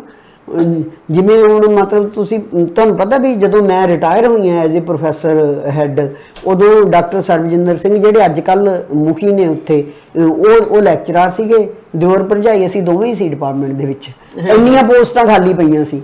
ਹਾਲਾਂਕਿ ਜਦੋਂ ਮੈਂ ਭਰਤੀ ਹੋਈ ਹਾਂ ਉਦੋਂ ਡਾਕਟਰ ਵਜੀਰ ਸਿੰਘ ਸੀਗੇ, ਆਪਣਾ ਪ੍ਰੋਫੈਸਰ ਪਿਆਰਾ ਸਿੰਘ ਪਦਮ ਸੀ, ਡਾਕਟਰ ਤਾਰਨ ਸਿੰਘ ਸੀਗੇ, 9 ਬੰਦੇ ਅਸੀਂ ਕੰਮ ਕਰਦੇ। ਦੇਖਿਆ ਜਾਵੇ ਡਾਕਟਰ ਸਾਹਿਬ ਯੂਨੀਵਰਸਿਟੀ ਦਾ ਬੇਸਿਕ ਕੰਮ ਕੱਲੇ ਕਾਲਜਾਂ ਦੇ ਐਗਜ਼ਾਮ ਲੈਣੇ ਤੇ ਨਹੀਂ ਨਾ, ਬਹੁਤ ਵੱਡਾ ਕੰਮ ਹੁੰਦਾ ਯੂਨੀਵਰਸਿਟੀ ਦਾ। ਤੁਸੀਂ ਰਿਸਰਚ ਕਰਨੀ ਹੁੰਦੀ, ਆਪਣੀ ਰਿਸਰਚ ਪੜਾਉਣੀ ਹੁੰਦੀ ਹੈ। ਟੀਚਿੰਗ ਵਿੱਚ ਅਸੀਂ ਆਏ, ਸਾਡੇ ਡਾਕਟਰ ਜੀਐਸ ਆਨੰਦ ਸੀਗੇ, ਇਹ ਸਾਡਾ ਸਟਾਫ ਜਿਹੜਾ ਦੇਹਰਾਦੂਨ ਤੋਂ ਡਾਕਟਰ ਬਲਬੀਰ ਸਿੰਘ ਤੋਂ ਬਾਅਦ ਨਾ ਉੱਥੇ ਕੰਮ ਬੰਦ ਕਰਤਾ ਸੀ, ਫਿਰ ਦੁਬਾਰਾ ਫਿਰ ਸ਼ੁਰੂ ਕੀਤਾ ਸੀ ਨਿਰੁਕਤ ਦਾ। ਤੇ ਉਹਨਾਂ ਨੇ ਸ਼ੁਰੂ ਕਰਾਇਆ ਸੀ ਕਿਉਂਕਿ ਬਾਹਰੋਂ ਡਿਮਾਂਡ ਬਹੁਤ ਜਾਂਦੀ ਸੀ ਵੀ ਕੁਝ ਪੜਾਉਣਾ ਚਾਹੀਦਾ। ਫਿਰ ਡਿਪਲੋਮਾ ਇਨ ਡਿਵਿਨਿਟੀ ਅਸੀਂ ਸ਼ੁਰੂ ਕੀਤਾ ਤੇ ਡਾਕਟਰ ਮਹਿੰਦਰਪਾਲ ਕੋਹਲੀ ਉਦੋਂ ਹੁੰਦੇ ਸੀਗੇ ਡਾਇਰੈਕਟਰ ਸੀਸੀ ਦੇ। ਉਹ ਕਹਿੰਦੇ ਵੀ ਤੁਹਾਨੂੰ ਜ਼ਿੰਮੇਵਾਰੀ ਲੈਣੀ ਪਊ। ਅਸੀਂ ਕਿਹਾ ਅਸੀਂ ਸਾਰਾ ਕੰਮ ਫ੍ਰੀ ਕਰਾਂਗੇ, ਐਕੈਡੈਮਿਕ ਰਿਸਪੌਂਸਿਬਿਲਿਟੀ ਸਾਡੀ, ਕਿਤਾਬਾਂ ਲੈਣੀਆਂ ਤੇ ਨਾ ਕਲਾਸਾਂ ਲੈਣੀਆਂ। 2 ਵਾਰੀ ਕਲਾਸ ਲੱਗਦੀ ਹੈ ਕੋਰਸਪੋਂਡੈਂਸ ਰਾਹੀਂ, ਤੁਸੀਂ ਕੋਈ ਵੀ ਕਰੋ ਸਾਲ 'ਚ, ਤੇ ਉਹਨਾਂ ਦੇ ਲੈਸਨ ਲਿਖਣੇ। ਇਹ ਸਾਰਾ ਕੰਮ ਅਸੀਂ ਫਿਰ ਆਪਣੇ ਰਿਸਰਚ ਕੰਮ ਦੇ ਨਾਲ ਇਹ ਸਾਂਭ ਲਿਆ। ਪਹਿਲਾਂ ਡਿਪਲੋਮਾ ਇਨ ਡਿਵਿਨਿਟੀ ਸ਼ੁਰੂ ਕੀਤਾ, ਫਿਰ ਅਸੀਂ ਐਮਏ ਰਿਲੀਜੀਅਸ ਸਟੱਡੀਜ਼ ਸ਼ੁਰੂ ਕੀਤੀ। ਪਹਿਲਾਂ ਸਿਰਫ ਗੁਰਮਤਿ ਕਾਲਜ ਵਿੱਚ ਸੀਗੀ ਇਹ। ਤੇ ਭਵਨ ਦੇ ਯੂਨੀਵਰਸਿਟੀ ਜਿਹੜੀ ਖਾਸ ਕਰਕੇ ਪੰਜਾਬੀ ਯੂਨੀਵਰਸਿਟੀ ਆ, ਇਹਦਾ ਨਾਂ ਤੋਂ ਹੀ ਪਤਾ ਕਿ ਪੰਜਾਬੀ ਲੈਂਗੁਏਜ ਨੂੰ ਪ੍ਰਮੋਟ ਕਰਨ ਵਾਸਤੇ ਬਣੀ ਸੀ। ਦੇਖੋ ਤੁਸੀਂ ਇਸ ਖਿੱਤੇ ਦਾ ਕਲਚਰ, ਐਥਨੀਸਿਟੀ ਇਹਦੀ ਤੇ ਲੈਂਗੁਏਜ, ਇਹਨਾਂ ਤਿੰਨਾਂ ਦੀ ਡਿਵੈਲਪਮੈਂਟ ਵਾਸਤੇ ਇਹ ਯੂਨੀਵਰਸਿਟੀ ਸ਼ੁਰੂ ਕੀਤੀ ਗਈ ਸੀ। ਇਹਨੂੰ ਹੀ ਧਿਆਨ ਦੇ ਵਿੱਚ ਰੱਖ ਕੇ ਇੱਕ ਹਿਸਟਰੀ ਡਿਪਾਰਟਮੈਂਟ ਪੜ੍ਹਾਉਣ ਵਾਲਾ, ਇੱਕ ਹਿਸਟੋਰੀਕਲ ਸਟੱਡੀਜ਼ ਰਿਸਰਚ ਡਿਪਾਰਟਮੈਂਟ, ਇੱਦਾਂ ਸ੍ਰੀ ਗੁਰੂ ਗ੍ਰੰਥ ਸਾਹਿਬ ਸਟੱਡੀ ਡਿਪਾਰਟਮੈਂਟ, ਰਿਸਰਚ ਦਾ ਡਿਪਾਰਟਮੈਂਟ, ਲਿੰਗੁਇਸਟਿਕਸ। ਤੇ ਸਭ ਤੋਂ ਪਹਿਲਾਂ ਤੁਹਾਨੂੰ ਪਤਾ ਲਿੰਗੁਇਸਟਿਕਸ ਪੰਜਾਬੀ ਯੂਨੀਵਰਸਿਟੀ ਦੇ ਵਿੱਚ ਸ਼ੁਰੂ ਕੀਤੀ ਗਈ ਪੰਜਾਬ 'ਚ। ਤੇ ਡਾਕਟਰ ਹਰਜੀਤ ਸਿੰਘ ਗਿੱਲ ਉਹਦੇ ਮਤਲਬ ਮੁਖੀ ਬਣੇ, ਫਰਾਂਸ ਤੋਂ ਪੜ੍ਹ ਕੇ ਆਏ ਸੀ ਉਹ। ਤੇ ਫਿਰ ਪੰਜਾਬੀ ਸਾਹਿਤ ਦਿੱਲੀ ਰਹਿੰਦੇ ਨੇ ਜਿਹੜੇ, ਹਾਂ ਫਿਰ ਦਿੱਲੀ ਚਲੇ ਗਏ ਉਹ। ਹਾਂਜੀ, ਫਿਰ ਪੰਜਾਬੀ ਸਾਹਿਤ ਅਧਿਐਨ ਵਿਭਾਗ, ਉਹ ਵੀ ਰਿਸਰਚ ਦਾ ਡਿਪਾਰਟਮੈਂਟ ਸੀ। ਤੇ ਪੰਜਾਬੀ ਡਿਵੈਲਪਮੈਂਟ, ਪਹਿਲਾਂ ਟਰਾਂਸਲੇਸ਼ਨ ਵਿੰਗ ਅਲੱਗ ਹੁੰਦੀ ਸੀ, ਡਿਵੈਲਪਮੈਂਟ ਅਲੱਗ ਸੀ, ਫਿਰ ਇਹਨੂੰ ਮਰਜ ਕਰਕੇ ਇਕੱਲਾ ਪੰਜਾਬੀ ਡਿਵੈਲਪਮੈਂਟ ਬਣਾ ਦਿੱਤਾ ਸੀ। ਉਹਦੇ ਵਿੱਚ ਡਾਕਟਰ ਧਨਵੰਤ ਕੌਰ ਰਹੇ ਨੇ। ਡਾਕਟਰ ਸਾਹਿਬ ਜਿਹੜੇ ਯੂਨੀਵਰਸਿਟੀ ਦੇ ਵਾਈਸ ਚਾਂਸਲਰ ਬਣਦੇ ਨੇ ਜਦੋਂ, ਹਾਂਜੀ, ਇਹ ਜਿਹੜੀ ਪੋਸਟ ਹੈ ਬੜੀ ਇੱਕ ਤੇ ਬੜੀ ਮਾਣਾਮੱਤੀ ਸ਼ਾਨਾਮੱਤੀ ਹੁੰਦੀ। ਬਹੁਤ ਸਾਰੇ ਲੋਕਾਂ ਦੀ ਇੱਛਾ ਹੁੰਦੀ ਹੈ ਕਿ ਯਾਰ ਮੇਰੀ ਇਹ ਰਹਿ ਗਈ। ਮੈਂ ਇੱਕ ਵਾਰੀ ਭਾਜੀ ਗੁਲਜ਼ਾਰ ਸਿੰਘ ਸੰਧੂਰੀ, ਮੇਰਾ ਉਹਨਾਂ ਨੂੰ ਬੜੇ ਮਿੱਤਰਤਾ ਵਾਲੇ ਬਜ਼ੁਰਗ ਨੇ, ਉਹਨਾਂ ਨਾਲ ਸੰਬੰਧ ਨੇ, ਬੜਾ ਪਿਆਰ ਕਰਦੇ ਆ। ਮੈਂ ਉਹਨਾਂ ਨੂੰ ਪੁੱਛਿਆ, ਬਹੁਤ ਵੱਡੀਆਂ ਵੱਡੀਆਂ ਪੋਸਟਾਂ ਤੇ ਰਹੇ ਨੇ, ਡਿਪਟੀ ਡਾਇਰੈਕਟਰ ਰਹੇ ਨੇ ਰੂਰਲ ਹੈਲਥ ਆਪਣੇ ਉਹਦੇ ਐਗਰੀਕਲਚਰ ਡਿਪਾਰਟਮੈਂਟ ਦੇ। ਉਹਨਾਂ ਦੀ ਵਾਈਫ ਜਿਹੜੀ ਉਹ ਡਾਇਰੈਕਟਰ ਹੈਲਥ ਰਹੀ ਹੈ। ਮੈਂ ਜਾਣਦੀ ਹਾਂ ਉਹਨਾਂ ਨੂੰ, ਬਾਲ ਸਾਹਿਬ ਦੇ ਬੌਸ ਵੀ ਰਹੇ ਨੇ, ਤੇ ਉਹਨਾਂ ਨਾਲ ਕਈ ਵਾਰ ਸਾਡੀ ਯੂਨੀਵਰਸਿਟੀ 'ਚ ਵੀ ਬੱਚਿਆਂ ਵਾਂਗੂ ਖੋਲ ਲੈ ਲੈਂਦੇ ਸੀ। ਮੈਂ ਇੱਕ ਵਾਰੀ ਉਹਨਾਂ ਨੂੰ ਏਦਾਂ ਸਧਾਰਨ ਨਹੀਂ ਪੁੱਛਿਆ, ਡਾਕਟਰ ਸਾਹਿਬ ਵੀ ਹੁਣ ਕੋਈ ਇੱਛਾ, ਕਹਿੰਦੇ ਵੇਖੋ ਇੱਕ ਬੰਦੇ ਦੀ ਇੱਛਾ ਹੁੰਦੀ ਹੈ ਹਰ ਇੱਕ ਦੀ। ਮੇਰੀ ਵੀ ਇੱਛਾ ਸੀ ਕਦੀ ਵੀਸੀ ਦਾ ਚਾਂਸ ਲੱਗੇ, ਮਤਲਬ ਵੀਸੀ ਬਣਨਾ। ਜਿਹੜੇ ਮਤਲਬ ਐਜੂਕੇਸ਼ਨ ਦੇ ਖੇਤਰ 'ਚ ਜਿਹੜਾ ਬੰਦਾ ਵੀਸੀ ਜਿਹੜਾ ਉਹਨੂੰ ਸਮਝਿਆ ਜਾਂਦਾ ਕਿ ਬਹੁਤ ਮਤਲਬ ਇੱਕ ਬੰਦਾ ਬਹੁਤ ਹੀ ਉੱਚੀ ਪੋਸਟ ਹੈ ਔਰ ਬਹੁਤ ਹੀ ਵਿਦਵਾਨ ਸੱਜਣ ਹੁੰਦਾ। ਪਰ ਜਿਸ ਤਰੀਕੇ ਨਾਲ ਵੀਸੀ ਪਿੱਛੇ ਜੇ ਹੋ ਗਿਆ ਚੱਲਣ ਤੇ ਪੋਲਿਟਿਕਸ ਆ ਗਈ। ਦੇਖੋ ਪੋਲਿਟਿਕਸ ਜਿਹੜੀ ਹੈਗੀ ਹੈ ਉਹ ਸਾਰੇ ਹਿੰਦੁਸਤਾਨ ਦੇ ਵਿੱਚ ਹੀ ਹਰੇਕ ਫੀਲਡ ਦੇ ਵਿੱਚ ਐਂਟਰ ਕਰ ਗਈ ਹੋਈ ਹੈ ਨਾ। ਹੁਣ ਵਾਈਸ ਚਾਂਸਲਰ ਜਿਹੜੇ ਬਣਦੇ ਨੇ ਉਹ ਬਣਦੇ ਪੋਲੀਟੀਕਲ ਕਨੈਕਸ਼ਨ ਦੇ ਨਾਲ, ਤੇ ਅਦਰਵਾਈਜ਼ ਨਹੀਂ, ਮਤਲਬ ਕੁਆਲੀਫਿਕੇਸ਼ਨ ਦੇ ਮੁਤਾਬਕ ਨਹੀਂ ਬਣਦੇ ਸਾਨੂੰ। ਪਰ ਯੂਨੀਵਰਸਿਟੀ ਆਟੋਨੋਮਸ ਬੋਡੀ ਦਾ ਦਰਜਾ ਹੁੰਦਾ, ਹਾਂਜੀ ਉਹਨੂੰ ਚਾਹੀਦਾ ਵੀ ਹੁੰਦੀ ਸੀਗੀ ਸਾਨੂੰ। ਕਈ ਵਾਈਸ ਚਾਂਸਲਰ ਬਹੁਤ ਵਧੀਆ ਜੁੜੇ, ਜਿਵੇਂ ਡਾਕਟਰ ਜੌਲ ਸੀਗੇ, ਡਾਕਟਰ ਪਵਾਰ ਵੀ ਆਏ ਹੈ ਨਾ, ਡਾਕਟਰ ਯਾਨੀ ਕਿ ਸੀਐਮ ਵਗੈਰਾ ਜਾਂ ਕੈਬਨਿਟ ਦਾ ਕੋਈ ਦਖਲ ਨਹੀਂ ਹੁੰਦਾ, ਵਾਈਸ ਚਾਂਸਲਰ ਗਵਰਨਰ ਜ਼ਰੂਰ ਹੁੰਦਾ ਪਰ ਚਾਂਸਲਰ ਤੇ ਗਵਰਨਰ। ਬਿਲਕੁਲ ਜੀ, ਹੁਣ ਜਿਵੇਂ ਉਦੋਂ ਡਾਕਟਰ ਜੌਲ ਜਦੋਂ ਐਮਰਜੈਂਸੀ ਲੱਗਿਆ ਸੀਗਾ, ਕਰਫਿਊ ਲੱਗਿਆ ਸਾਰੇ 84 ਦਾ ਜਿਹੜਾ ਹੋਇਆ, ਉਦੋਂ ਡਾਕਟਰ ਜੌਲ ਬਾਹਰ ਗਏ ਹੋਏ ਸੀਗੇ ਤੇ ਸੀਆਰਪੀ ਨੇ ਸਾਡੇ ਸਟੂਡੈਂਟਸ ਕੁੱਟੇ ਸੀ। ਉਹ ਆਪਣੀ ਕੋਈ ਮਤਲਬ ਮੰਗ ਲੈ ਕੇ ਗਏ ਸੀ, ਵੀਸੀ ਕੋਠੀ ਜਾ ਰਹੇ ਸੀ ਤੇ ਘੇਰ ਲਿਆ ਉਹਨਾਂ ਨੇ, ਉਹਨਾਂ ਨੂੰ ਗੋਡਿਆਂ ਭਾਰ ਤਰਾਇਆ ਸੀਗਾ ਹੈ ਨਾ। ਡਾਕਟਰ ਜੌਲ ਨੇ ਆ ਕੇ ਆਫੀਸਰ ਨੂੰ ਮਿਲੇ ਸੀਗੇ ਵੀ ਤੁਸੀਂ ਕਿਵੇਂ ਡੇਅਰ ਕੀਤਾ ਮੇਰੀ ਯੂਨੀਵਰਸਿਟੀ ਦੇ ਵਿੱਚ ਆ ਕੇ, ਤੁਸੀਂ ਮੇਰੇ ਸਟੂਡੈਂਟਸ ਨੂੰ ਕੁੱਟਿਆ ਹੈ ਨਾ, ਮੈਂ ਇੱਥੇ ਹਾਜ਼ਰ ਨਹੀਂ ਸੀਗਾ। ਜਾਣੀ ਹਰ ਇੱਕ ਚੀਜ਼ ਦੇ ਵਿੱਚ, ਜਿਵੇਂ ਹੁਣ ਪੰਨੂ ਨੂੰ ਵੀ ਕਿਸੇ ਹਰਪਾਲ ਸਿੰਘ ਪੰਨੂ ਨੂੰ ਕਿਸੇ ਕੇਸ ਦੇ ਵਿੱਚ ਇਦਾਂ ਹੀ, ਉਦੋਂ ਤਾਂ ਕਿਹੜਾ ਦੇਖਦੇ ਸੀਗੇ ਕੋਈ ਗਲਤੀ ਤੇ ਹੈ ਕਿ ਨਹੀਂ ਆ, ਫੜੀ ਜਾਂਦੇ ਸੀਗੇ। ਤੇ ਡਾਕਟਰ ਜੌਲ ਨੇ ਪੂਰਾ ਆਪਣਾ ਮਤਲਬ ਆਪਣੀ ਲਗਾ ਕੇ ਉਹਨਾਂ ਨੂੰ ਡਾਕਟਰ ਹਰਪਾਲ ਸਿੰਘ ਪੰਨੂ ਨੂੰ ਲੈ ਕੇ ਆਏ ਸੀਗੇ, ਛਡਾ ਕੇ ਉਹ ਹੈ ਨਾ ਆਪਣਾ ਜਿਹੜੇ ਤੁਹਾਡੇ ਮੈਗਜ਼ੀਨ ਵਗੈਰਾ ਛਪਦੇ ਸੀ ਉਹ 'ਚ ਤੇ ਆਰਟੀਕਲ ਤੁਸੀਂ ਦੱਸੇ, ਤੇ ਫਿਰ ਜਿਹੜੀ ਤੁਸੀਂ ਮਤਲਬ ਇੰਨੀ ਮਿਹਨਤ ਕਰਕੇ ਇੱਕ ਰਿਸਰਚ ਕੀਤੀ, ਉਹਦੇ ਤੇ ਸਵਾਏ ਜਿਹੜੇ ਸੈਮੀਨਾਰ ਹੁੰਦੇ ਆ ਉਹਨਾਂ 'ਚ ਪੇਪਰ ਪੜ੍ਹਨੇ ਜਾਂ ਕੁਝ ਕਰਨਾ, ਕੋਈ ਤੁਸੀਂ ਮਤਲਬ ਰਿਸਰਚ ਵਰਕ ਦਾ ਕੋਈ ਕਿਤਾਬਾਂ ਕੋਈ ਖੁਦ ਆਪਣੀਆਂ ਲਿਖੀਆਂ ਜਾਂ ਕਿਹੜੀ ਕਿਤਾਬ? ਨਹੀਂ, ਕਿਤਾਬਾਂ ਦੇਖੋ ਹੁਣ ਜਿਵੇਂ ਤੁਹਾਨੂੰ ਮੈਂ ਦੋ ਜਿਹੜੇ ਮੇਰੇ ਪਹਿਲੇ ਪ੍ਰੋਜੈਕਟ ਨੇ ਉਹਨਾਂ ਦਾ ਹਸ਼ਰ ਦੱਸਾਂ। ਪਹਿਲੇ ਦਾ ਤਾਂ ਤੁਹਾਨੂੰ ਦੱਸ ਦਿੱਤਾ ਹੈ ਨਾ, ਦੂਜਾ ਭਾਈ ਗੁਰਦਾਸ ਵਾਲਾ ਜਿਹੜਾ ਸੀਗਾ 3 ਤੇ ਮੈਂ ਲਿਖਿਆ, 3 ਤੇ ਆਪਣਾ ਮਤਲਬ ਹਿੰਮਤ ਸਿੰਘ ਨੇ ਲਿਖਿਆ। ਉਹ ਵੀ ਜਦ ਨੂੰ ਅਸੀਂ ਮੈਗਜ਼ੀਨ 'ਚ ਛਪਾਤੇ ਉਹ, ਤੇ ਜਦ ਨੂੰ ਕਿਤਾਬ ਦਾ ਵੇਲਾ ਆਇਆ ਉਦੋਂ ਨੂੰ ਡਾਕਟਰ ਤਾਰਨ ਸਿੰਘ ਸਵਰਗਵਾਸ ਕਰ ਗਏ, ਉਹਨੂੰ ਹਾਰਟ ਅਟੈਕ ਹੋ ਗਿਆ ਸੀਗਾ, ਹਾਲੇ ਉਹਨਾਂ ਦੀ ਰਿਟਾਇਰਮੈਂਟ ਦਾ ਟਾਈਮ ਰਹਿੰਦਾ ਸੀ। ਫਿਰ ਇੱਦਾਂ ਹੀ ਰੁੜ ਗਏ ਪ੍ਰੋਜੈਕਟ। ਫਿਰ ਮੈਨੂੰ ਸੌਂਪਿਆ ਉਹਨਾਂ ਨੇ, ਜਿਵੇਂ ਸ੍ਰੀ ਗੁਰੂ ਗ੍ਰੰਥ ਸਾਹਿਬ ਦੀ English translation professor Gurbachan Singh Talib ਨੇ ਸਾਡੇ ਡਿਪਾਰਟਮੈਂਟ ਵੱਲੋਂ ਕੀਤੀ ਸੀ, ਫੈਲੋ ਸੀਗੇ ਉਹ 2 ਪੋਥੀਆਂ ਛਪੀਆਂ ਸੀ ਜਦੋਂ ਉਹਨਾਂ ਦੀ ਡੈਥ ਹੋ ਗਈ, ਤੇ 2 ਰਹਿੰਦੀਆਂ ਸੀ ਹਾਲੇ ਛਪਣ ਤੋਂ। ਫਿਰ ਉਹ ਕਮੇਟੀ ਬਣਾਈ ਗਈ, ਫਿਰ ਉਹਨਾਂ ਨੇ ਮੈਨੂੰ ਇਹ ਕੰਮ ਸੌਂਪਿਆ। ਡਾਕਟਰ ਅਵਤਾਰ ਸਿੰਘ ਵੀ ਉਸ ਕਮੇਟੀ 'ਚ ਸੀਗੇ, ਡਾਕਟਰ ਬਲਕਾਰ ਸਿੰਘ ਹੋਣੀ ਸੀਗੇ, ਕਿਉਂਕਿ ਡਿਪਾਰਟਮੈਂਟ ਦਾ ਪ੍ਰੋਜੈਕਟ ਸੀ ਸਾਡੇ ਦਾ। ਫਿਰ ਉਹ 'ਤੇ ਇਹ ਗੱਲ ਚੱਲੀ ਵੀ ਇੰਗਲਿਸ਼ ਮੀਡੀਅਮ ਤਾਂ ਕੱਲਾ ਮਤਲਬ ਵੀ ਗੁਰਨਾਮ ਇਹ ਕੰਮ ਕਰ ਸਕਦੀ ਹੈ, ਉਹ ਕੰਮ ਮੈਨੂੰ ਸੌਂਪ ਦਿੱਤਾ। ਬਾਕੀ ਮੈਨੂੰ ਸਾਰੇ ਛਡਾ ਲਿਆ। ਯੂਨੀਵਰਸਿਟੀ ਦੀਆਂ ਫਾਰਗ ਹੋਣ ਤੋਂ ਬਾਅਦ ਚਲੋ ਤੁਸੀਂ ਸਾਰਾ ਕੁਝ ਉੱਥੇ ਕੀਤਾ, ਰਿਸਰਚ ਵਰਕ ਕੀਤਾ, ਉਸ ਤੋਂ ਬਾਅਦ ਜਿਹੜੀਆਂ ਤੁਹਾਡੀਆਂ ਕਲੈਕਸ਼ਨ ਸੀਗੀਆਂ, ਸਾਰੇ ਆਰਟੀਕਲ ਸੀਗੇ, ਉਹਨਾਂ ਨੂੰ ਕਿਤੇ ਇਕੱਠੇ ਕਰਕੇ ਉਹਨਾਂ ਨੂੰ ਕਿਤੇ ਪਬਲਿਸ਼ ਕਰਨਾ? ਮੈਂ ਛਪਾਇਆ ਥੋੜਾ ਜਿਹਾ ਕੰਮ, ਪਰ ਮੈਨੂੰ ਇਹ ਹੁੰਦਾ ਵੀ ਹੁਣ ਜਿਵੇਂ ਕੰਮ ਜਾਣਾ ਚਾਹੀਦਾ ਨਾ ਲੋਕਾਂ ਦੇ ਵਿਚਾਲੇ, ਜਿਹੜਾ ਮੇਰਾ ਥੀਸਿਸ ਵੀ ਉਹ ਉਹਨਾਂ ਨੇ ਕਿਸੇ ਵਿਅਕਤੀ ਨੇ ਅਪਰੂਵ ਕੀਤਾ। ਮੈਂ ਸਿੱਖ ਇੰਸਟੀਟਿਊਸ਼ਨਸ ਤੇ ਕਿਤਾਬ ਲਿਖੀ, ਉਹ ਜੈਨ ਪਬਲੀਕੇਸ਼ਨ ਵਾਲਿਆਂ ਨੇ ਉੱਥੋਂ ਛਾਪੀ ਚੰਡੀਗੜ੍ਹ ਤੋਂ। ਮੈਨੂੰ ਇਹ ਹੁੰਦਾ ਵੀ ਉਹਨਾਂ ਨੇ ਨਾ ਮਗਰ ਕੌਣ ਫਿਰੇ, ਜਿਵੇਂ ਹੁਣ ਮੇਰੇ ਇਹ ਸ਼ਾਸਤਰਾਂ ਵਾਲਾ ਹੀ ਕੰਮ ਸੀਗਾ। ਹਰਿੰਦਰ ਸਿੰਘ ਮਹਿਬੂਬ, ਤੁਸੀਂ ਸੁਣਿਆ ਨਾਂ ਉਹਨਾਂ ਦਾ? ਹਾਂਜੀ, ਤੇ ਉਹਨਾਂ ਨੂੰ ਬਹੁਤ ਉਹ ਇੰਪ੍ਰੈਸ ਸੀ ਇਸ ਕੰਮ ਤੋਂ। ਉਹਨਾਂ ਨੇ ਮੈਨੂੰ ਕਿਹਾ ਵੀ ਸਿੰਘ ਬ੍ਰਦਰਸ ਵਾਲਿਆਂ ਨੂੰ ਮੈਂ ਕਿਹਾ ਵੀ ਤੂੰ ਆਪਣਾ ਉੱਥੋਂ ਕੰਮ ਛਪਾ। ਉਹ ਕਹਿੰਦੇ ਜੀ ਤੁਸੀਂ ਖਰੜਾ ਭੇਜ ਦਿਓ, 1.5 ਸਾਲ ਵੇਟ ਕਰਨੀ ਪਊਗੀ। ਇਸ ਕਰਕੇ ਮੈਨੂੰ ਨਾ ਉਹ ਪਬਲਿਸ਼ਰਸ ਦੇ ਮਗਰ ਫਿਰਨਾ ਜਾਂ ਕਹਿਣਾ ਕਿਸੇ ਨੂੰ, ਉਹ ਮੇਰੇ ਸੁਭਾਅ 'ਚ ਨਹੀਂ ਹੈ। ਪਰ ਮੈਂ ਸਟਿਲ ਫਿਰ ਵੀ ਮੇਰੀਆਂ 2 ਕਿਤਾਬਾਂ ਛਪ ਰਹੀਆਂ ਨੇ, ਤੀਜੀ ਤਿਆਰ ਹੈ। ਮੇਰੀਆਂ ਕਿਤਾਬਾਂ ਛਪੀਆਂ, ਇਹ ਰੀਜ਼ਨ ਐਂਡ ਰੈਵਲੇਸ਼ਨ ਦੀ 2 ਵਾਰੀ ਐਡੀਸ਼ਨ ਨਿਕਲੀ ਹੈ। ਪਹਿਲੀ ਕੋਸਮੋ ਵਾਲਿਆਂ ਨੇ ਛਾਪੀ ਸੀ, ਦੂਜੀ ਮੈਦਾਨ ਪਬਲਿਸ਼ਰਸ ਨੇ ਛਾਪੀ ਸੀ, ਪਟਿਆਲੇ ਦੇ ਹੀ ਨੇ ਉਹ। ਤੇ ਇਸੇ ਤਰ੍ਹਾਂ ਬਾਣੀ ਅਤੇ ਧਰਮ ਦਰਸ਼ਨ, ਉਹ ਵੀ 250 ਪੰਨੇ ਦੀ ਕਿਤਾਬ ਹੈ, ਛਪੀ ਹੈ ਮੇਰੀ। ਤੇ ਫਿਰ ਮੈਂ ਹੁਣ ਸਿੱਖ ਇੰਸਟੀਟਿਊਸ਼ਨ ਤੇ ਮੈਂ ਤੁਹਾਨੂੰ ਦੱਸਿਆ ਜੈਨ ਵਾਲਿਆਂ ਨੇ ਛਾਪੀ ਹੈ। ਹੁਣ ਮੇਰੀਆਂ ਇੱਕ ਮੈਂ ਤੇ ਮੇਰਾ ਪਿੰਡ ਉਹ ਛਪ ਰਹੀ ਹੈ ਉੱਥੋਂ ਇੰਡੀਆ ਤੋਂ ਹੀ, ਤੇ ਇੱਕ ਹੈਗੀ ਹੈ ਮੇਰੀ ਕਰਮ ਭੂਮੀ, ਇਹ ਮੇਰੇ ਕੈਨੇਡਾ ਦੀ ਸਫਰ। ਹਾਂ ਨਹੀਂ, ਇਹ ਕੈਨੇਡਾ ਨਹੀਂ, ਇਹ ਮੇਰਾ ਸਾਰਾ ਯੂਨੀਵਰਸਿਟੀ ਦਾ। ਹਾਂ, ਟੀਚਿੰਗ 'ਚ ਆਉਣ ਤੋਂ ਬਾਅਦ ਮਤਲਬ ਡਿਪਾਰਟਮੈਂਟ 'ਚ ਆਉਣ ਤੋਂ ਬਾਅਦ ਮੇਰਾ ਉਹ ਸਾਰਾ ਸਫ਼ਰ ਹੈ, ਕਿਵੇਂ ਬਾਹਰ ਜਾਂਦੀ ਹੁੰਦੀ ਰਹੀ ਹੈ, ਕੀ ਸਾਰਾ ਕੁਛ ਹੈ ਨਾ। ਇੱਕ ਮੈਂ ਕਿਉਂਕਿ ਲਗਾਤਾਰ ਇਹ ਪੰਜਾਬ ਟਾਈਮਸ ਦੇ ਵਿੱਚ ਲਿਖਦੀ ਹਾਂ, ਤੇ ਉਹਦੇ ਵਿੱਚ ਮੈਂ ਸੋਸ਼ਲ ਇਸ਼ੂਜ਼ ਵੀ ਲੈਂਦੀ ਹਾਂ, ਜਿਵੇਂ ਹਾਥਰਸ ਦੀ ਘਟਨਾ ਹੋਈ ਹੈ ਨਾ, ਇਸ ਕਿਸਮ ਦੇ ਖਾਸ ਕਰਕੇ ਵੂਮਨ ਦੇ ਨਾਲ ਜਿਹੜੇ ਰਿਲੇਟਡ ਇਸ਼ੂ ਨੇ ਜਾਂ ਹੋਰ ਇਸ ਕਿਸਮ ਦੇ, ਉਹ ਮੈਂ ਸਾਰੇ ਇਸ਼ੂਜ਼ ਲੈਂਦੀ ਹਾਂ। ਗੁਰਬਾਣੀ ਤੇ ਵੀ ਮੈਂ ਲਿਖਦੀ ਹਾਂ ਕਿਉਂਕਿ ਮੇਰਾ ਫੀਲਡ ਹੈ ਉਹ, ਤੇ ਮੈਂ ਉਹ ਗੁਰਬਾਣੀ ਦੇ ਸੰਦਰਭ 'ਚ ਹੀ ਮੋਸਟਲੀ ਸਾਰੇ। ਹੁਣ ਜਿਵੇਂ ਕਿਸਾਨ ਅੰਦੋਲਨ ਚੱਲ ਰਿਹਾ ਸੀ, ਉਹਦੇ 'ਚ ਵੀ ਮੇਰੇ 4-5 ਆਰਟੀਕਲ ਛਪੇ ਆ, ਪਰ ਮੈਂ ਉਹ ਨਾ ਕਿਤਾਬਾਂ ਛਪਾਉਣ ਵਾਲੇ ਪਾਸੇ ਨਹੀਂ ਤੁਰਦੀ ਹੈਗੀ। ਉੱਦਾਂ ਮੈਂ ਚਲੋ ਦਿਮਾਗ 'ਚ ਚਾਨਣ ਹੁੰਦਾ ਆ, ਤੇ ਜ਼ਿੰਦਗੀ ਦੇ ਬਾਕੀ ਜਿਹੜੇ ਖੇਤਰ ਆ ਉਹਨਾਂ ਵਿੱਚ ਵੀ ਜਿਹੜਾ ਉਹ 'ਚ ਦਖਲ ਹੁੰਦਾ ਹੈ। ਔਰ ਬਹੁਤ ਅੱਛਾ ਲੱਗ ਰਿਹਾ ਤੁਹਾਡੇ ਨਾਲ ਗੱਲਬਾਤ ਕਰਨਾ। ਡਾਕਟਰ ਸਾਹਿਬ ਨਾਲ ਸਾਡੀ ਗੱਲਬਾਤ ਰਹੇਗੀ ਜੀ ਇਸ ਤਰ੍ਹਾਂ ਹੀ ਜਾਰੀ ਹੈ ਜੇ। ਉਹਨਾਂ ਦੇ ਜੀਵਨ ਦੀਆਂ ਬਾਕੀ ਜਿਹੜੀਆਂ ਘਟਨਾਵਾਂ ਨੇ ਉਹ ਵੀ ਅਸੀਂ ਕਰਾਂਗੇ ਸਾਂਝੀਆਂ, ਕੁਝ ਉਹਨਾਂ ਦੀਆਂ ਨਿੱਜੀ, ਕੁਝ ਉਹਨਾਂ ਦੀਆਂ ਜਿਹੜੀਆਂ ਉਹਨਾਂ ਦਾ ਆਪਣਾ ਪੜ੍ਹਾਈ ਲਿਖਾਈ ਵਾਲਾ ਸਫ਼ਰ ਸੀਗਾ ਉਹ ਅਸੀਂ ਸਾਂਝਾ ਕੀਤਾ। ਤੇ ਅੱਗੇ ਚੱਲ ਕੇ ਬਾਅਦ ਵਿੱਚ ਉਹਨਾਂ ਨੇ ਜਦੋਂ ਵਿਦੇਸ਼ ਵੀ ਆ ਗਏ ਨੇ, ਕਿਸ ਤਰ੍ਹਾਂ ਯੂਨੀਵਰਸਿਟੀ ਦੀ ਜੌਬ ਪੂਰੀ ਕਰਨ ਤੋਂ ਬਾਅਦ ਬਹੁਤ ਸਾਰੀਆਂ ਗੱਲਾਂ ਉਹਨਾਂ ਦੀਆਂ ਜ਼ਿੰਦਗੀ ਦੀਆਂ ਹੋਰ ਤੁਹਾਡੇ ਨਾਲ ਕਰਾਂਗੇ ਅੱਗੇ ਚੱਲ ਕੇ ਅਸੀਂ ਸਾਂਝੀਆਂ। ਸੋ ਅੱਜ ਲਈ ਇੰਨਾ ਹੀ ਕਾਫੀ ਹੈ। ਉਹਨਾਂ ਦੀ ਜੀਵਨ ਯਾਤਰਾ ਦਾ ਜਿਹੜਾ ਪੰਧ ਹੈ ਉਹ ਅਜੇ ਲਗਾਤਾਰ ਜਾਰੀ ਹੈ ਜੀ। ਧੰਨਵਾਦ ਜੀ ਡਾਕਟਰ ਸਾਹਿਬ। ਵਾਹਿਗੁਰੂ ਜੀ ਕਾ ਖਾਲਸਾ, ਵਾਹਿਗੁਰੂ ਜੀ ਕੀ ਫਤਿਹ। ਅੱਜ ਦੇ